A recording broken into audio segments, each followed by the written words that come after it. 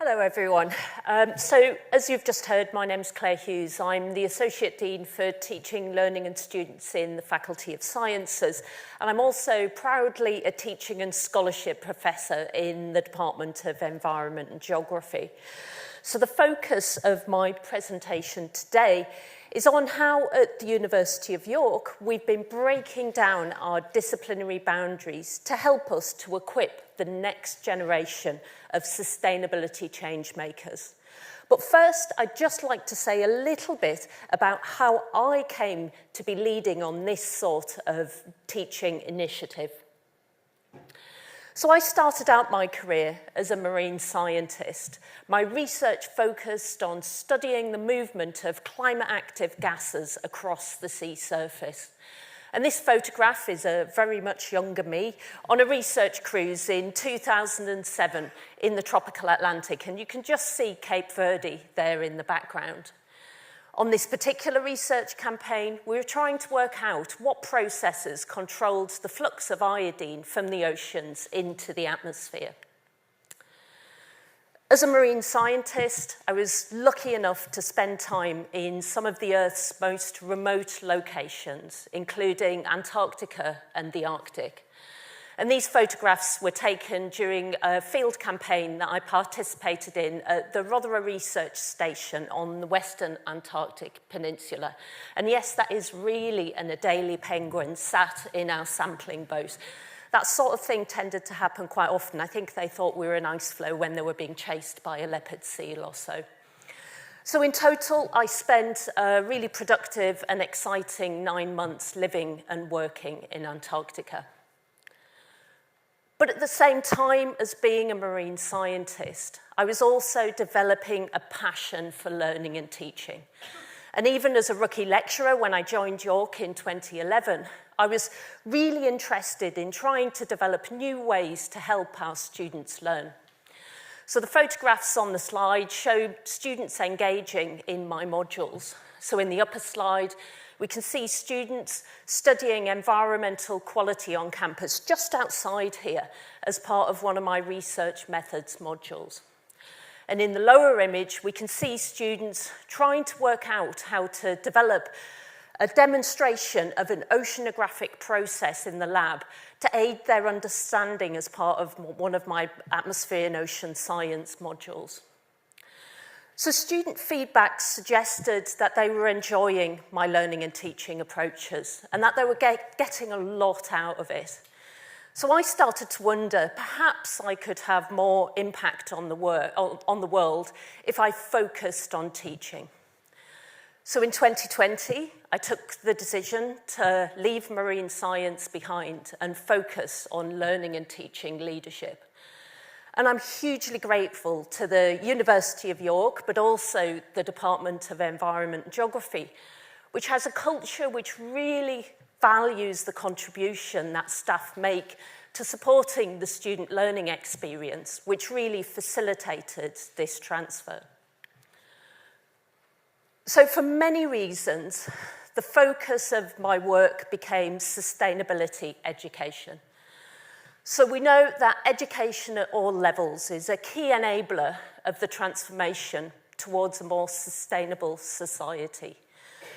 And it's absolutely vital that we have graduates who are equipped to tackle global challenges. And because of that, sustainability education is an international priority. It's part of the UN's Sustainable Development Goals.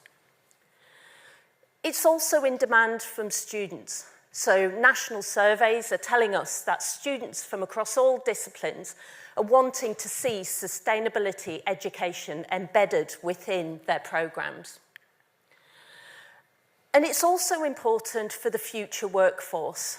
When you have a look at labour market data, you see that the number of jobs requiring green skills is increasing rapidly. And because of its importance, there have been many national and international initiatives which have been aimed at accelerating progress towards embedding sustainability education.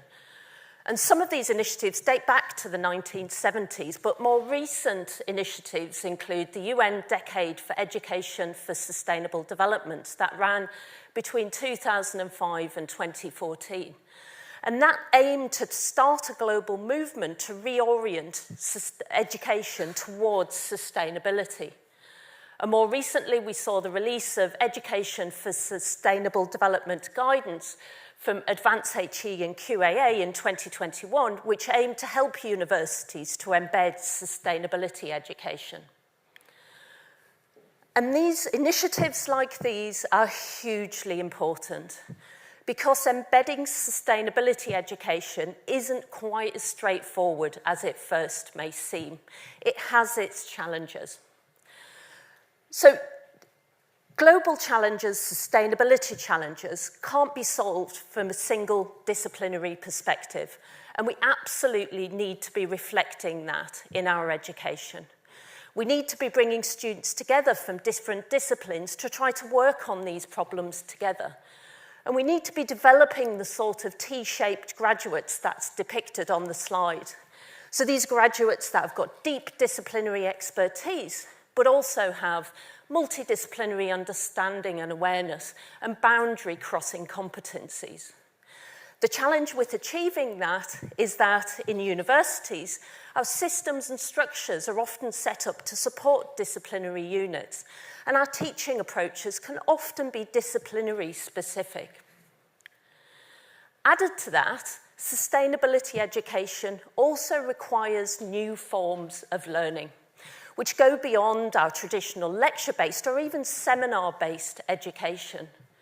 It requires new forms of learning which help our students to develop the know-how to actively develop and create solutions to sustainability challenges. So there are many factors which can determine how effectively universities can embed sustainability education. You need a strategic commitment, you need the right systems and structures, and you need investment. And I'm really pleased to say that at the University of York, we have really strong foundations for embedding sustainability education. So as an institution, we've made a commitment to the public good, to environmental sustainability, education that empowers and collaboration across disciplinary boundaries. And linked to that, in 2023, we restructured our teaching to have a common module size across all of our programs. And that facilitates greater sharing of modules across disciplines and therefore encourages interdisciplinarity. In 2020, the university also made a commitment, an investment in environmental sustainability at York. So ESE, as we call it round here, brought together our research, teaching and operations around sustainability under one umbrella to enhance our contribution. One of the goals of ESE was to ensure that all York students have the opportunity to learn about and work on sustainability problems. And the investment that was made in ESE made sure that there was staff whose role it was to work towards that vision.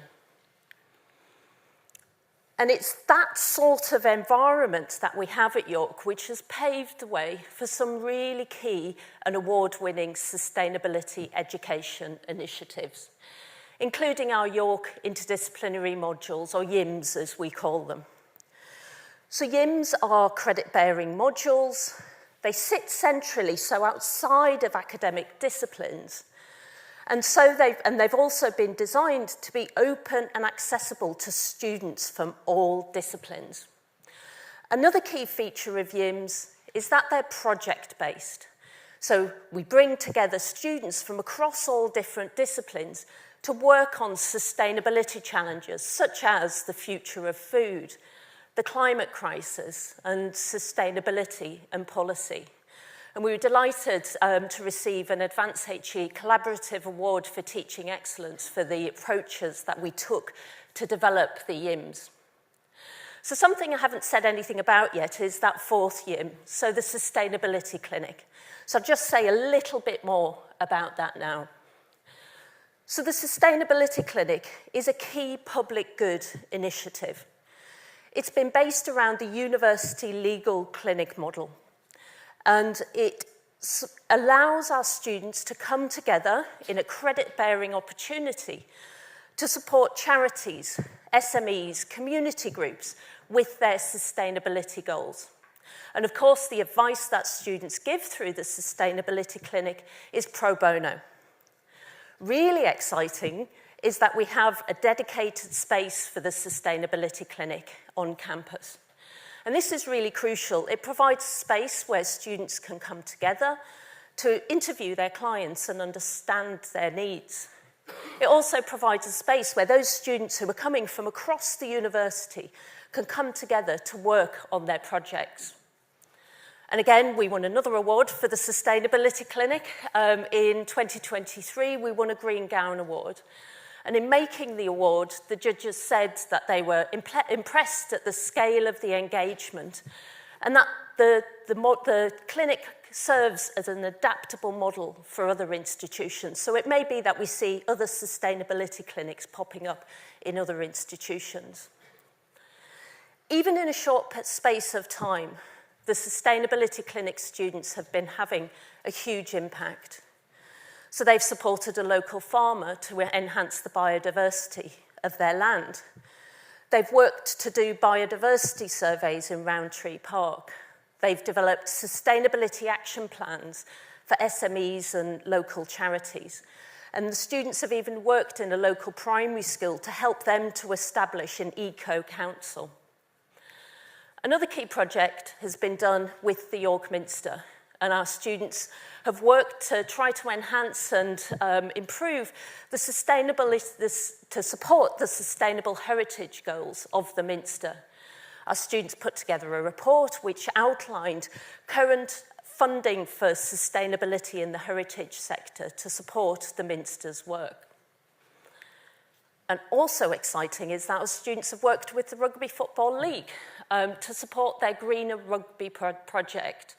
And specifically, our students have put together recommendations and action plans to help RFL clubs to measure and improve the sustainability of their transport arrangements and also their biodiversity work.